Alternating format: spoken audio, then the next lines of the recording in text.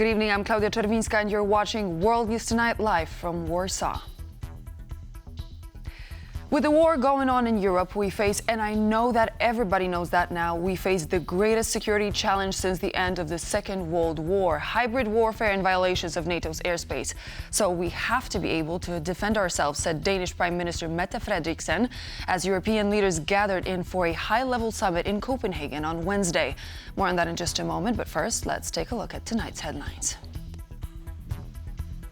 Zaporizhzhia nuclear power plant faces critical situation after week-long outage. European countries vow to shoot down all aircraft violating their airspace.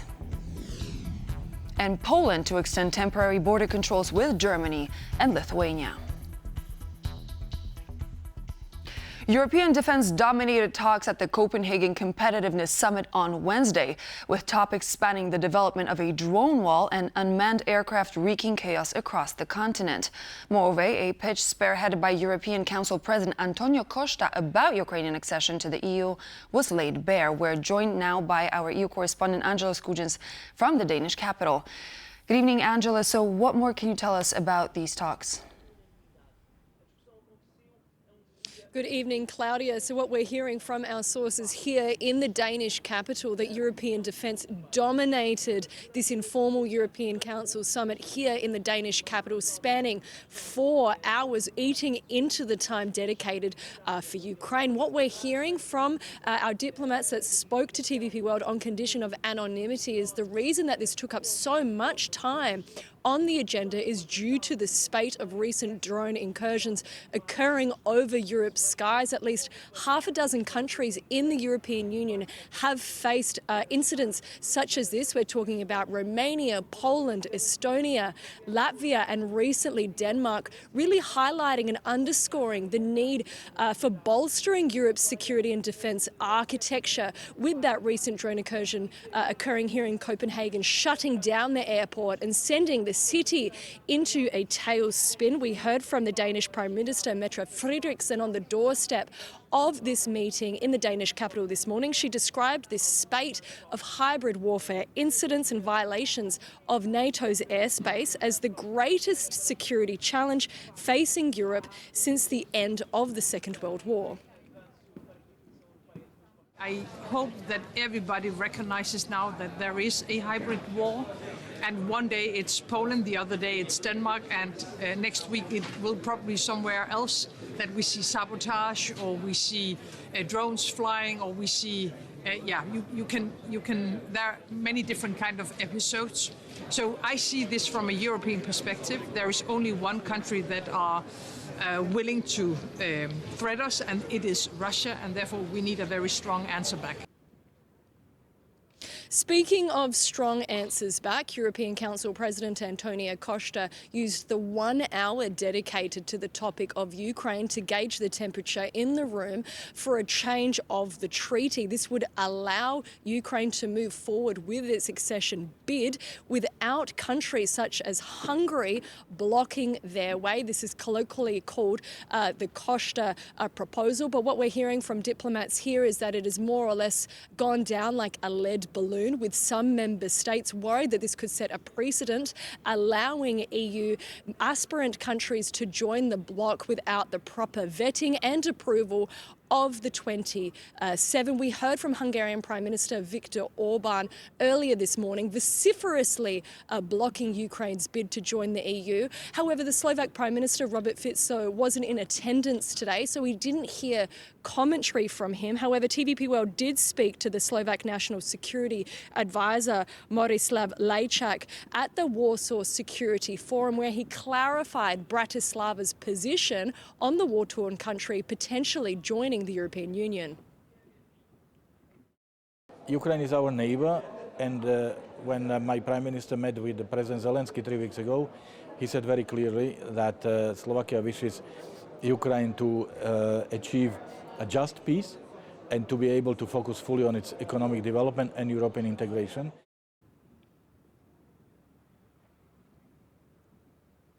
Speaking of integration, we know that the Ukrainian President Volodymyr Zelensky is well on his way to the Danish capital, where he says that he wants to share intelligence and knowledge, particularly with Denmark, regarding how to fight these hybrid warfare incursions. We know that his country has battled unmanned aerial weapons such as this historically, previously to this day. He wants to share this information with his Danish partners and his European allies so they can better combat Moscow's military might, whether that is on land, at sea or in the sky. These conversations will continue well into tomorrow with the European Political Community Summit, where we'll be covering all of that for you. But that's all from Copenhagen. I'll send it to you in Warsaw. Angela Skujins live from Copenhagen. And now let's go live to Ukraine, where our correspondent Alex Kadier is standing by in Kyiv for us. Good evening, Alex. So how will Ukrainians be reacting to this new momentum among EU leaders? Well, good evening, Claudia. With impatience and some degree of frustration, it has to be said. We've been reporting in the last day or so of fresh strikes in Kharkiv, in Sumy, where an entire family was killed. So discussions long into the night, discussions about opening accession chapters, discussions about a drone wall will be a sense of impatient frustration for so many Ukrainians who have been fighting this war and this Russian threat for 3.5 years. What they see as a threat to the entirety of Europe without much of a European reaction to that direct threat. Nevertheless, we heard from President Zelensky, as my colleague Angela Skujins just mentioned in Copenhagen. He is on his way there, and he was focusing on that European unity, making it clear that nobody has more experience in fighting Russian drone warfare or fighting against Russian drone warfare than the Ukrainians themselves. A very good example of that is that Ukrainian advisors are in Copenhagen to help with the security of that summit. We heard from President Zelensky urging his European partners to move quickly on the 19th package of sanctions, urging his European partners to stop finally buying Russian oil and gas. He wants to see more. He also emphasized the fact that his country is continuing with reforms to join the European Union despite being in the middle of this full-scale invasion from Russia. So clearly some impatience from the Ukrainian side, but President Zelensky choosing to highlight what Ukraine can bring to the table. Of course, that is better air defense, better technology for Ukraine and for the rest of Europe as well, Claudia. So far from Copenhagen, the situation on the ground at Europe's nuclear power station remains precarious. What can you tell us about that? Yeah, you're right to make that comparison, Claudia. It's quite a stark contrast. It always feels that way when you're reporting in Ukraine and listening to what's happening in Brussels and Copenhagen and elsewhere. The Zaporizhzhia nuclear power station for more than a week now has been running on diesel generators to power the pumps that cool down the station's 6 reactors. That was the urgent message, the critical message by President Zelensky, warning that this could be a problem. Let's have a listen. For the 7th day now, and by the way, there has never been such a thing before. There has been an emergency at the Zaporizhzhia nuclear power plant. The situation is critical. Due to Russian shelling, the plant has been disconnected from the power grid. It is supplied with electricity from diesel generators. This is extraordinary. The generators and the plant are not designed for this. They have never worked in this mode for so long, and we already have information that one of the generators has failed. It is the Russians who are preventing the repair of the power grid lines to the plant and the restoration of basic security through shelling. And this is a threat to absolutely everyone. No other terrorist in the world has ever allowed himself to do to a nuclear power plant what Russia is doing now. Stark warning from President Zelensky, who blamed Russia for cutting off those power lines. Russia naturally blames Ukraine shelling for those power lines being cut. But nevertheless, Claudia, you do have to pause and think. The largest nuclear power station, 500 kilometers away from Chernobyl, is running on diesel generators. A source of concern for the IAEA, the International Atomic Energy Agency, warning that any fighting around these nuclear power plants could lead to a serious nuclear accident. For now, they say radiation levels are stable and that the situation on the ground at the station is normal, but they want to see power restored as quickly as possible. Thank you very much. That was Alex Kadier reporting live from Kyiv. Let's move on. Reckless Russian provocations testing NATO's response will not go without consequences. The Netherlands will shoot down Russian planes if they pose a direct threat to any objects on its territory, including drones and missiles, mirroring Poland and Germany. The Dutch defense minister issued this stark warning in exclusive comments for TVP World at the Warsaw Security Forum. Kazimierz Łysiak has more on Russia testing Europe's patience in a new era of hybrid war.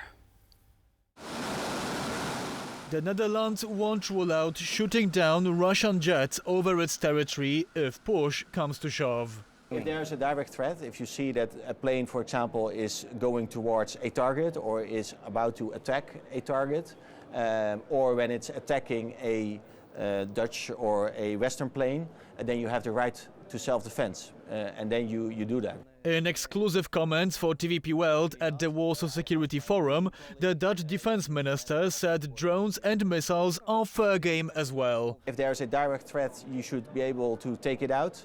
For example, the drones, our F-35s took them out. And I think when it comes to missiles, it's clear. You need to, of course, intercept them. Dutch planes indeed helped Polish jets shoot down several drones over Poland in early September, in the first ever case of NATO forces engaging Russian assets. Suspicious drones then appeared in at least 10 European countries in the span of 4 weeks. Their governments and militaries are now faced with a difficult question: how to respond. But they are testing the system. They are watching our responses. They are testing, what are our radar capabilities. But shooting down drones with missiles is not an obvious choice. Not only is it extremely cost inefficient, there is also the problem of falling debris. This house in Poland being a perfect example, as pieces of a missile which struck a Russian drone tore off the entire upper floor, narrowly missing the building's elderly residents. That's why NATO is now preparing to fight fire with fire. I actually believe we're going to see a lot of work on counter-drone, anti-drone technologies, because we can't afford to keep shooting very, let me say it one more time, very expensive defensive missiles at cheap drones. There is also the question of where these drones are coming from. In the case of Poland, it was clear. Most of them flew in from Belarus, Russia's de facto puppet state. But when it comes to other European countries, they could be coming from Russia's tried and tested tool for hybrid war, the Shadow Fleet. And there is growing evidence that Russia may have used tankers in the Baltic Sea to launch drones. The drones that caused major disruption in Northern Europe. The European Union has already sanctioned close to 600 Russian decommissioned tankers. Apart from being suspected of cutting underwater cables in the Baltic Sea, they're mostly used to sell sanctioned Russian products on the side. The Shadow Fleet is a threat that you can use the Shadow Fleet not only carrying the oil, but you can also put different containers onto that ship, and you can use the containers for launching the drone swarms. Danish and Norwegian investigators are now looking into that possibility. For us, it's also important to have low tension, but also to be aware and prepared. We are preparing for war, to avoid war, so deterrence is a huge part of what we're doing up in the north. But wherever Russia is launching these drones from, it's clear that Europe has some catching up to do in this latest arms race, especially since Moscow is not afraid to skew the rules for a minimal cost. It's what I often call the AC/DC approach to sabotage. Putin's dirty deeds done dirt cheap. He's been basically having the GRU contact folks that are of non-Russian origin and paying them a little amount of money to a little amount of sabotage. For TVP World, I'm Kazimierz Łysiak. Polish authorities have decided to extend temporary border controls with Germany and Lithuania for another 6 months. The regulation has already been signed by Polish Internal Affairs Minister Marcin Kierwiński and will take effect on Sunday. The latest extension means controls on Poland's border with Lithuania and Germany will remain in place until April 4th, 2026. According to Kierwiński, the goal is to monitor the migration route that leads from the Baltic states through Poland into Western Europe. Border controls were reinstated on July 7th and have since then been extended several times, most recently from August 6th to October the 4th. Meanwhile, the situation in Georgia, a former EU accession hopeful, is becoming more dire. As local elections approach, former President Salome Zurabishvili has called on the opposition and the civil society not to participate. Instead, massive protests are expected to sweep through the country, potentially escalating tensions between the pro-Russian government and Georgian people as authorities are systemically conducting a crackdown on the opposition. Randy Potts has this next report. As local elections are set to be held in Georgia on Saturday, the country's former president and top opposition figure Salome Zurabishvili is calling for their boycott. Nobody practically is participating, and those that are participating are doing so under pressure of the authorities. Two of the leaders of the parties that is participating have been in jail, and they have been released essentially in order to participate. So nothing to expect, but much to expect from the protest on the streets. And while some opposition parties will participate in the vote, a majority is expected to abstain and join the expected protests. The planned October 4th elections will lack credible international and local observers, as election monitors from OSCE, the Organization for Security and Cooperation in Europe, say they will not be able to deploy a mission. Transparent and credible election observation requires thorough preparation and the ability to access key stages of the election process, in line with our comprehensive methodology. Regrettably, the Georgian authorities' decision to invite us at such a late stage prevents meaningful observation. Election observers have been crucial in the region, as both Moldova and Armenia have faced Russian interference in local politics. Moldova's pro-EU PAS party recently won a thin majority in parliament. Armenia's next elections are scheduled early next year. Georgia has been in a prolonged political crisis ever since last year's parliamentary elections, which both opposition groups and international observers say were rigged. After the controversial elections, ruling party Georgian Dream suspended Tbilisi's bid for EU membership and began a 10-month crackdown on independent media and civil society, which quickly expanded to include arrests of many popular opposition leaders. Just this week, Jela Kashaya, an activist and member of the opposition Girchi, More Freedom Party, was arrested late at night on Monday. For TVP World, Randy Potts. Mikhail Khodorkovsky, once one of Russia's most powerful men, later became Putin's biggest and longest-standing enemy. The oligarch-turned dissident made an appearance at the Warsaw Security Forum and spoke to TVP World's Diana about why the West failed to stop the war in Ukraine, how Putin maintains power despite setbacks, and what must happen for real change in Russia. Please enjoy. Hello and welcome to TVP World. My name is Diana and we're here at the Warsaw Security Forum. And my guest here is Mikhail Khodorkovsky, one of Vladimir Putin's most outspoken critics, a leading figure in the Russian opposition and co-founder of Russian Anti-War Committee. Mikhail, I'm very glad that you're with us today at the Security Forum office. It's a pleasure to be here with you. Let me ask you this. You've been in emigration for over 10 years. Am I right in thinking that you still manage to influence things inside Russia? Судя по тому, что мои выступления смотрят сотни тысяч.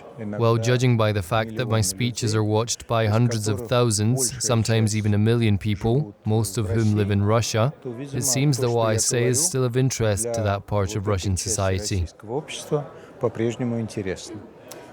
For example? I often speak on topics related to the Russian economy, war and peace, especially today's war, Russia's relations with other countries and political events happening inside Russia. I'd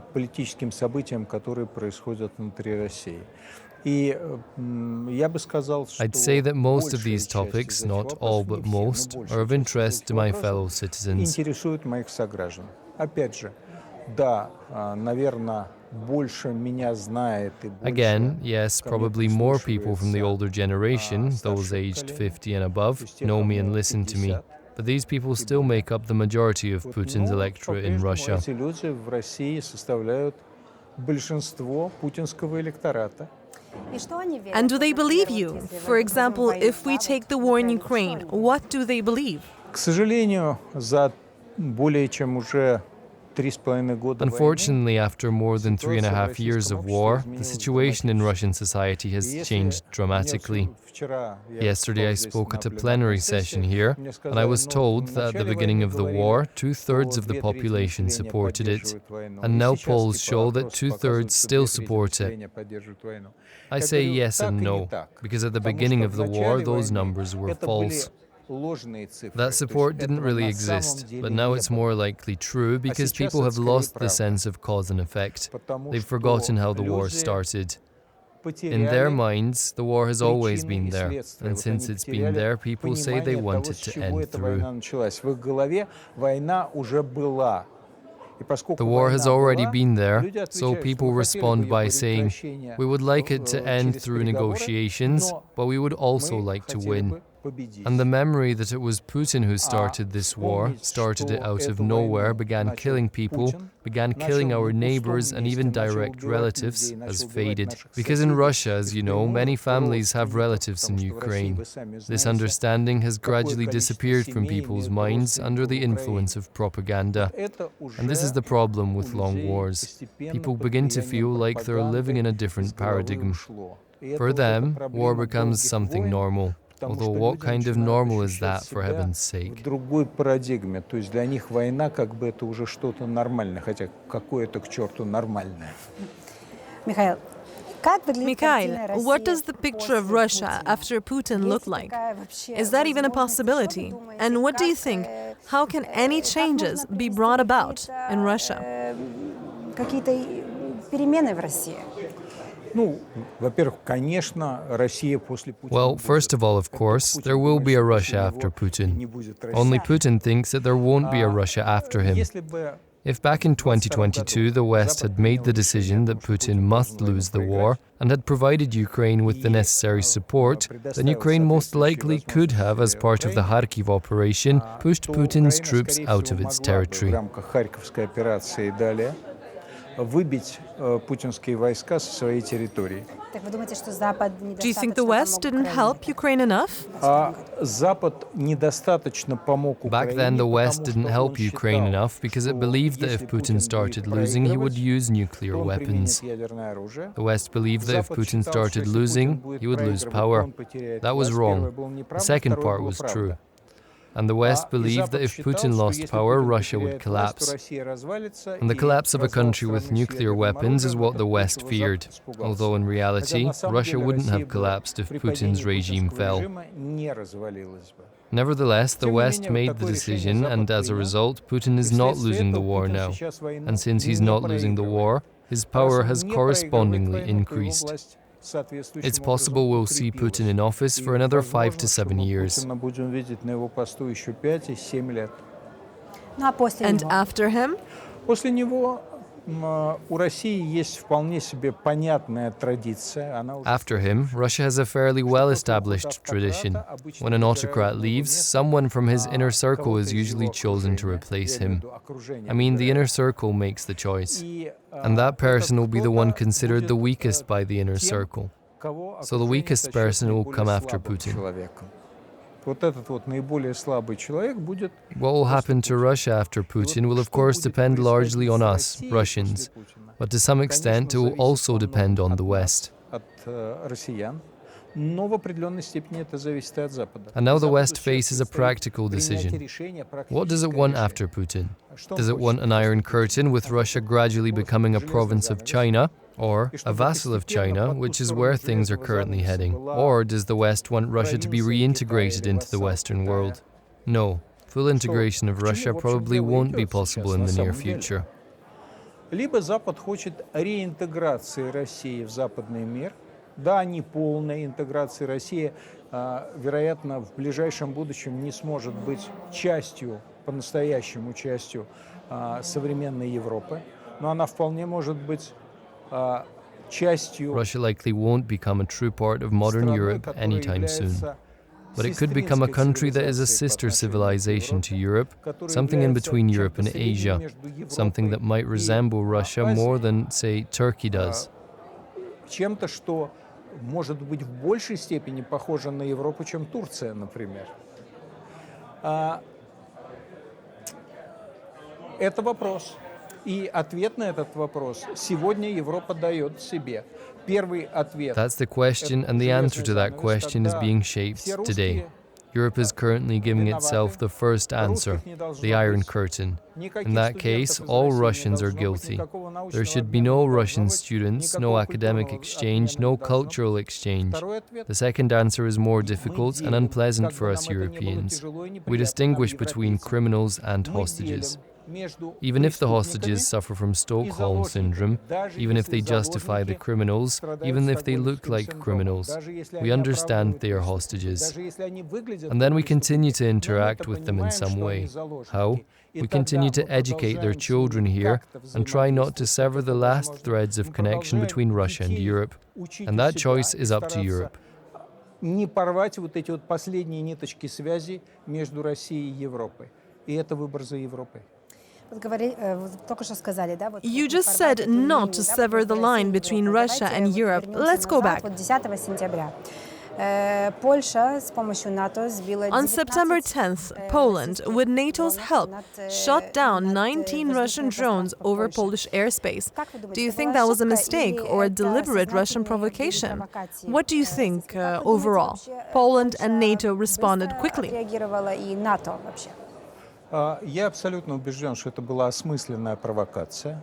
Даже я бы сказал бы не провокация. I'm absolutely convinced that this was a deliberate provocation, or rather, I'd say it wasn't even a provocation in the usual sense.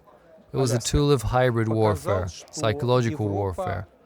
Because Anchorage, Alaska, showed that Europe strongly supports Ukraine, politically supports it, and Ukraine relies heavily on Europe. Putin, конечно, решил, что надо, чтобы Европа эту поддержку Украине перестала оказывать. А как это сделать? And of course, Putin decided that Europe should stop giving that support to Ukraine. How can that be achieved? By exerting psychological pressure on the European population so that European society puts pressure on its politicians, or maybe even replaces them with ones more favorable to Putin. Politicians who have a better attitude toward Putin than those currently in power. And how can that be done? By installing fear, by showing that you are defenseless, by showing that NATO won't protect you. And I wouldn't say Putin is entirely unconceiving in this regard. Just look at Poland's reaction. Poland shot down only 20% of the drones. 20%. The rest crashed on their own. 20%, остальные упали сами. So what should NATO have done? Should it have bombed Russia or what? How do you see it? Украина, воюющая Украина. Ukraine, a country at war under immense pressure for several years, has shown that it can easily shoot down 80 to 90% of the drones that enter its territory. It's clear how to do it. It's clear what technical means are needed.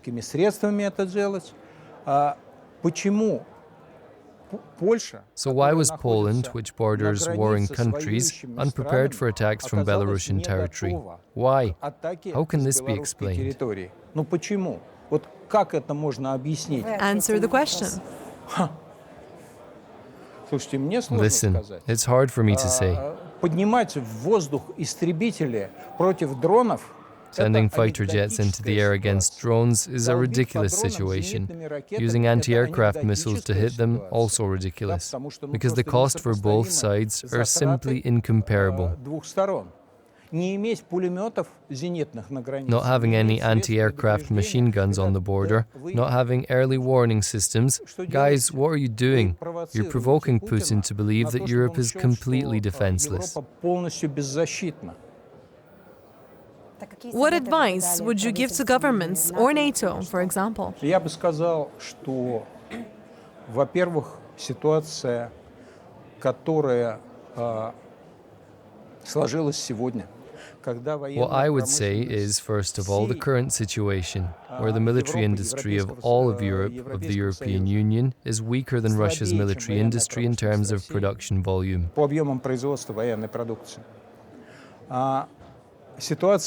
And the situation where Europe's armies are in fact very weak, let's put it politely, very weak.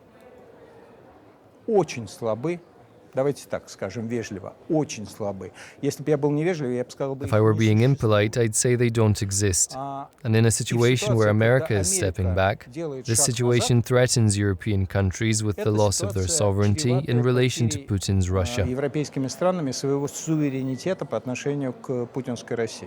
Вы знаете, с нами разговаривали вчера вот с коллегами, да, был... You know, we spoke yesterday with colleagues, I can't recall exactly who, but we spoke with someone, a minister from the Nordic countries, I think. And according to him, NATO reacted very quickly and correctly. That was the right response.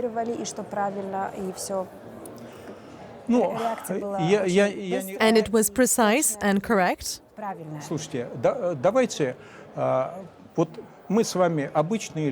Listen, let's be honest. We're just ordinary people, right? There were 20 drones launched. The cost of one drone, well, definitely less than $10,000, right? For that type of drone. So in total, Russia spent a maximum of $200,000 on this. В ответ было ударено зенитными ракетами общей стоимостью $1 миллион с лишним. In response, anti-aircraft missiles worth over $1 million were used, 6 times more expensive. And fighter jets were scrambled, each hour of which costs around $60,000. And they can't even shoot down drones because the drone's speed is too low compared to the jets. Why were they scrambled? No one understands. If that's the correct reaction, then please explain to me what an incorrect reaction would be. Зачем их поднимали в воздух, никто не понимает. Если это правильная реакция, то объясните мне, что есть реакция неправильная. Thank you very much, Mikhail Khodorkovsky, for being here with us. And that's all for us here on TVP World at the Warsaw Security Forum. I'm Diana Skaya, and my guest was Mikhail Khodorkovsky, from the co-founder of the Russian Anti-War Committee, in our exclusive interview. Thanks for watching.